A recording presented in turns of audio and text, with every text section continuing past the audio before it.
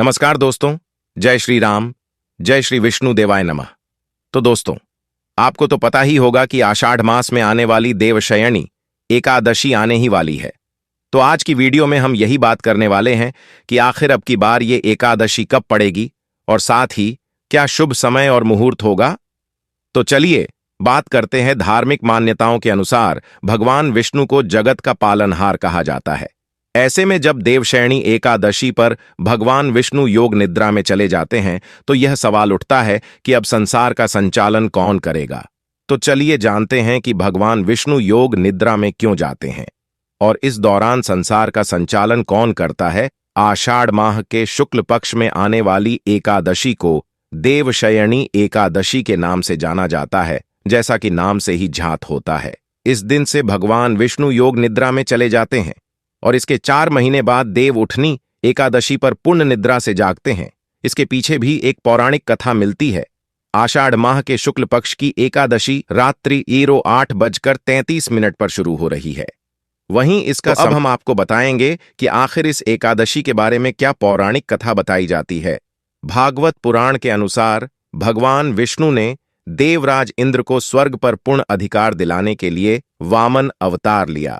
कथा के अनुसार असुरों के राजा बलि ने तीनों लोक पर अधिकार स्थापित कर लिया था। तब वामन भगवान राजा बलि के पास पहुंचे और उनसे 3 पग भूमि का दान मांगा। राजा बलि इसे स्वीकार कर लेते हैं। तब वामन भगवान ने 1 पग में संपूर्ण धरती, आकाश और सभी दिशाओं को नाप लिया, वहीं दूसरे स्वर्ग लोक को नाप लिया। इसके बाद उन्होंने बलि से पूछा, 3रा पग कहां रखूं। तब राजा बलि ने अपना सिर आगे कर दिया। राजा बलि को मिला ये वरदान। राजा बलि की यह दानशीलता देखकर भगवान प्रसन्न हो गए और उन्होंने वरदान मांगने को कहा। तब राजा बलि ने कहा कि आप मेरे साथ मेरे महल में रहें और मुझे अपनी सेवा का सौभाग्य प्रदान करें। लेकिन इस वचन से मां लक्ष्मी विचलित हो गई और उन्होंने राजा बलि को अपना भाई बनाकर उन्हें भगवान विष्णु को वचन मुक्त करने को कहा। तब भगवान विष्णु ने कहा कि वह 4 माह के लिए पाताल लोक में शयन करेंगे। इस दौरान सृष्टि का संचालन सुचारू रूप से चलता रहे, इसलिए नारायण भगवान ने भगवान शिव को इन 4 महीनों के लिए पूरे जग का संचालन करने की जिम्मेदारी सौंपी। इसलिए यह माना जाता है कि चातुर्मास के दौरान संसार का संचालन भगवान शिव द्वारा किया जाता है और साथ ही भगवान शिव का पावन महीना भी शुरू हो जाता है। क्योंकि आपको बता दें कि जब भगवान शिव संसार की जिम्मेदारी अपने ऊपर लेते हैं तो सभी के काम मंगल होने शुरू हो जाते हैं, और जब नारायण भगवान देव निद्रा से उठते हैं तो उसके बाद वे अपने ऊपर जिम्मेदारी लेते हैं। नमस्कार दोस्तों, स्वागत है आपका एक बार फिर से हमारी वीडियो में। तो आज की वीडियो में हम बात करेंगे देवशयनी एकादशी पर किए जाने वाले कुछ ऐसे खास उपायों के बारे में जिनको अगर आप केआर लेते हैं तो आपका घर परिवार खुशियों से भर जाता है। साथ आपके जितने भी बिगड़े काम होते हैं वे भी बनने लग जाते हैं। आषाढ़ माह के शुक्ल पक्ष की एकादशी को देवशयनी या हरिशयनी एकादशी कहते हैं। इस साल देवशयनी एकादशी 17 जुलाई 2024 को है। इस दिन श्री हरि विष्णु की पूजा करने से कई गुना अधिक फल की प्राप्ति होती है। देवशयनी एकादशी के दिन से ही जगत के पालनहार भगवान विष्णु का निद्रा का शुरू हो जाता है, यानी इसी दिन से चतुर्मास की शुरुआत होती है। चतुर्मास शुरू होने के बाद से सारे शुभ और मांगलिक कार्यों पर रोक लग जाती है। 4 माह की निद्रा के बाद कार्तिक मास में शुक्ल पक्ष की एकादशी को जब भगवान विष्णु योग निद्रा से उठते हैं तब फिर से सभी मांगलिक कार्य शुरू हो जाते हैं।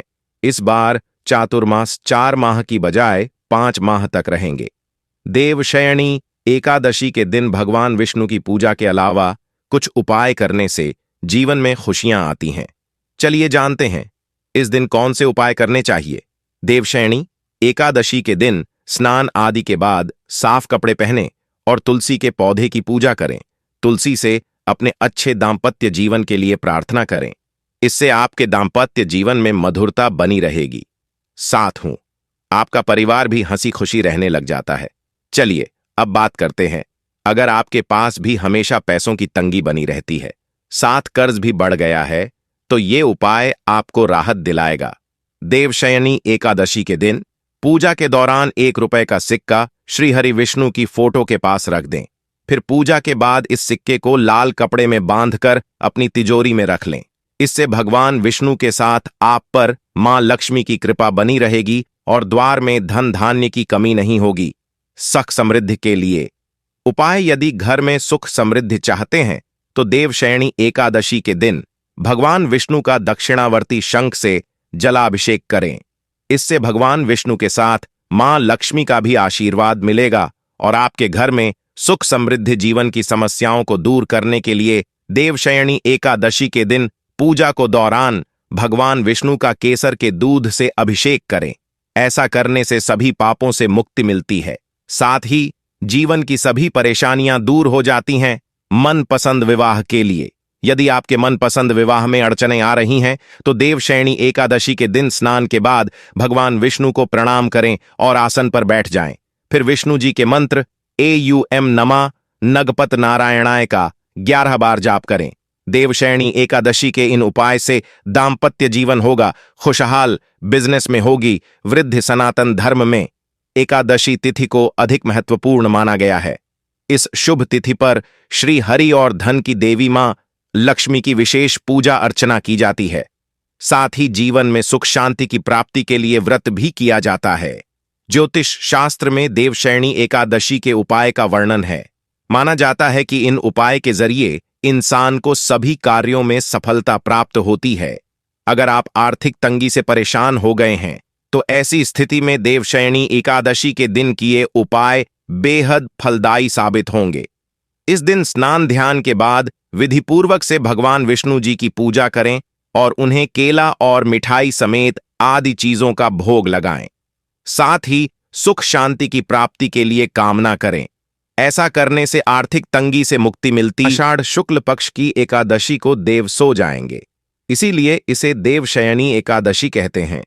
श्री हरि विष्णु 4 माह के लिए योग निद्रा में चले जाते हैं। इसके बाद कार्तिक मास में शुक्ल पक्ष की एकादशी को भगवान योग निद्रा से उठते हैं। तो चलिए अब जानते हैं इस दिन के शुभ मुहूर्त, महत्व, उपाय 3, मंत्र, व्रत कथा और सरल पूजा विधि। एकादशी तिथि देवशयनी एकादशी तिथि 16 जुलाई 2024 को शाम 4:29 पर प्रारंभ होगी, जो कि 17 जुलाई को दोपहर 2:13 पर समाप्त होगी।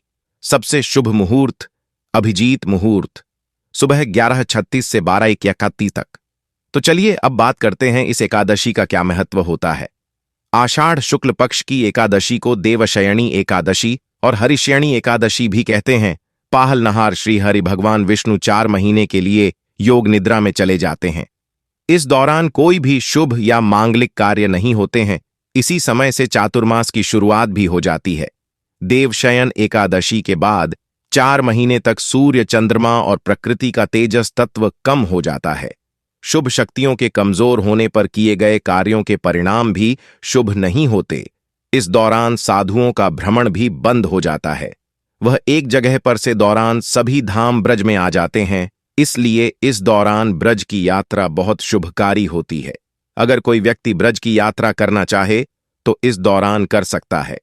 देवशयनी एकादशी व्रत करने और इस दिन भगवान श्री हरि की विधिवत पूजन सभी प्रकार के पापों का नाश होता है। सारी परेशानियां खत्म हो जाती हैं, मन शुद्ध होता है, सभी विकार दूर हो जाते हैं, दुर्घटनाओं के योग टल जाते हैं। देवशयनी एकादशी के बाद शरीर और मन तक नवीन हो जाता। इस पावन दिन व्रत रखने से सभी तरह के पापों से मुक्ति मिल जाती है। इस व्रत को करने से व्यक्ति की सभी मनोकामनाएं पूरी हो जाती हैं। एकादशी का व्रत रखने से मृत्यु के बाद मोक्ष की प्राप्ति होती है। एकादशी के खास 5 उपाय: दक्षिणावर्ती शंख में जल भरकर उससे भगवान विष्णु का अभिषेक करें। भगवान विष्णु को शयन कराने के पूर्व खीर, पीले फल और पीले रंगी मिठाई का भोग लगाएं।